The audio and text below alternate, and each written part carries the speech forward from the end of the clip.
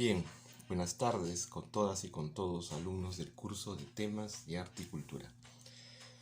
La clase pasada habíamos estado estudiando todo lo referido a el concepto de modernidad, el concepto de modernización y el concepto de modernismo a partir del texto de Bergman. Ahora vamos a acentuarnos en el análisis de las primeras manifestaciones artísticas y culturales que se desarrollan a comienzos del siglo XX. Y para ello es fundamental que tengamos a la mano el texto de Robert Hughes. Robert Hughes fue un pintor en primer lugar y después un importante historiador del arte.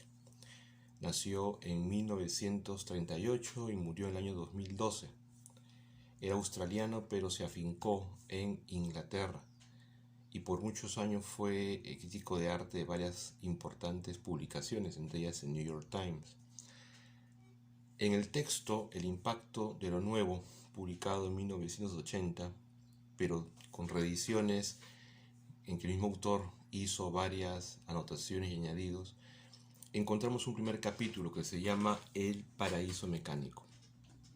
Y justamente lo que plantea Hughes en este texto, El paraíso mecánico, es en gran medida una especie de gran vinculación entre el universo visual producido por la revolución industrial, la primera y la segunda revolución industrial, y cómo ese universo visual va a tener un impacto directo en la cultura, en la manera de ver las cosas, en la manera de percibir el mundo.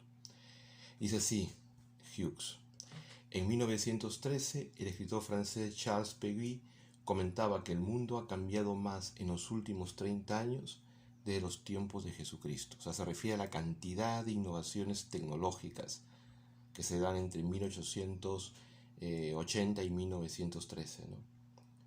Dice así Hughes: se refería a todas las condiciones de la sociedad occidental capitalista. Su idea de sí misma, su noción de la historia, sus convicciones, sus devociones, su modo de producción y finalmente su arte. O sea, el arte también tenía que asumir gran parte de las transformaciones que se estaban dando en el ámbito de la producción tecnológica, de la producción económica y las transformaciones de orden social. Esa fue fundamental, cómo simplemente en solo 30 años se modifica gran parte de la estructura productiva y eso también genera una transformación en la cultura. O sea, y eso es algo interesante, ¿no? Porque el arte es una manifestación cultural, pero la cultura no está ajena ni separada del ámbito económico ni del ámbito tecnológico. La cultura se nutre de esas transformaciones sociales y económicas y productivas. Entonces hay ahí una relación deducible, ¿no? Deducible de la condición económica, tecnológica y social a las prácticas culturales. Y acá pone algo bastante interesante Hughes, ¿no? Cuando se refiere, ustedes van a leer, ¿no? Cuando, por ejemplo, se plantea el símbolo que fue la Torre Eiffel, ¿no? Lo importante, dice así Hughes, refiriéndose a la Torre Eiffel, ¿no? Lo importante era que la torre provocaba una concurrencia masiva. Millones de personas, dice Hughes, no millones de personas, no miles, que acudían a los pabellones y galerías para ver obras de arte, quedaban impresionadas ante el sentimiento de una nueva época que materializaba la Torre Eiffel. Era el heraldo del milenio en el siglo XIX y estaba a punto de convertirse en el siglo XX.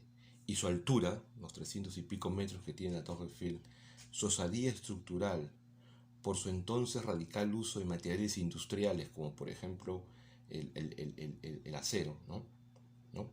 Para los propósitos conmemorativos del Estado, resumía lo que las clases dirigenciales de Europa concebían como una promesa tecnológica, el pacto de Fausto, la promesa de un ilimitado poder sobre el mundo y sobre la riqueza. A finales del siglo XIX, y acá miren, Hughes utiliza la categoría de Bergman, la cuna del modernismo, ¿no? La cuna del modernismo, la cuna del modernismo financiero, nadie experimentaba las incertidumbres que hoy albergamos respecto a la máquina. Es decir, había un enorme optimismo respecto a este mundo que estaba generándose alrededor de la producción industrial tecnológica. Eso va a tener un impacto notable sobre el arte. Y por eso los movimientos artísticos van a experimentar una radicalización, ¿ya? Una radicalización de sus búsquedas estéticas. Y ahí vamos a encontrar la importancia de las obras de los últimos pintores del siglo XIX y los primeros pintores del siglo XX. Y para eso vamos a centrarnos en la obra de dos pintores, que son Paul Cézanne y Henri Matisse. Nos vemos luego.